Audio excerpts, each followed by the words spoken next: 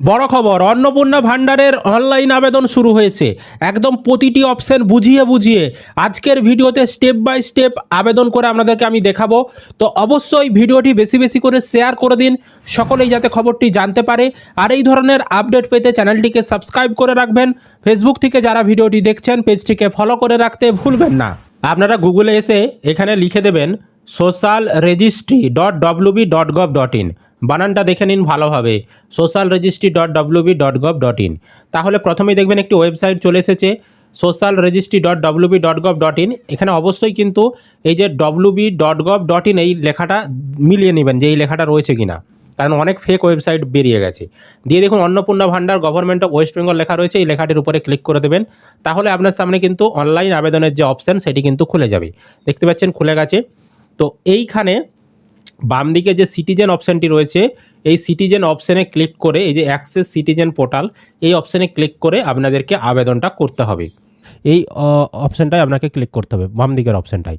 এবার এখানে জেলা নির্বাচন করুন। এখান থেকে আপনার যে জেলা হবে সেই জেলাটা এখান থেকে প্রথমে আপনাকে সিলেক্ট করতে হবে, যেই জেলা থেকে আপনি আবেদনটা করতে চাইছেন। তো আমরা এখান থেকে সিলেক্ট করলাম। তারপর আপনি যেই মোবাইল নাম্বারটা দিতে চাইছেন আবেদন করার জন্য সেই মোবাইল নাম্বারটা এখানে এন্টার 10 ডিজিট মোবাইল নাম্বারের ঘরে বসাবেন। তারপর এখানে দেখবেন একটি অঙ্ক দেখাচ্ছে, এই অঙ্কের উত্তরটা যেমন আমার 32-এর সঙ্গে 2 যোগ করলে কত হয়, 34 হবে। তো এখানে আমি উত্তরটা 34 লিখে দেবো। এইভাবে আপনাকে যেরকম অঙ্ক দেবে সেরকম বসাবেন। তারপর রিকোয়েস্ট যে ওটিপি, এই অপশানে ক্লিক করবেন। তাহলে আপনি এখানে যে মোবাইল নাম্বার দেবেন তাতে ওটিপি পাঠানো হবে। তো আপনার সামনে এই ধরনের অপশান চলে আসবে। এবার আপনার ফোনে যে 6 সংখ্যার ওটিপি পাঠানো হয়েছে সেই ওটিপিটি এখানে আপনি বসাবেন। তারপর ভেরিফাই অ্যান্ড কন্টিনিউ অপশানে ক্লিক করবেন। আপনি যখনই ভেরিফাই অ্যান্ড কন্টিনিউ অপশানে ক্লিক করবেন আপনার সামনে ঠিক এই ধরনের পোর্টাল খুলে যাবে। এখানেই আপনাকে আবেদনটা করতে হবে। দেখুন কী কী জিনিসগুলো রয়েছে এখানে ভালোভাবে বুঝে নিন। এখানে দেখতে পাচ্ছেন ফ্যামিলি ডাটা কালেকশন দিয়ে এখানে প্রথমে হেড অফ দ্য ফ্যামিলি।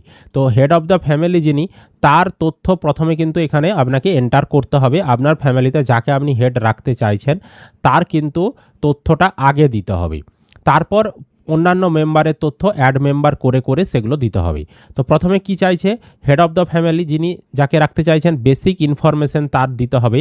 তো এখানে হেড অফ দ্য ফ্যামিলির যে নাম বলেছে অ্যাজ পার আধার কার্ডে যেমন নামটি রয়েছে সেই নামের বানানটা এখানে হেড অফ দ্য ফ্যামিলির যিনি তার নাম লিখতে হবে।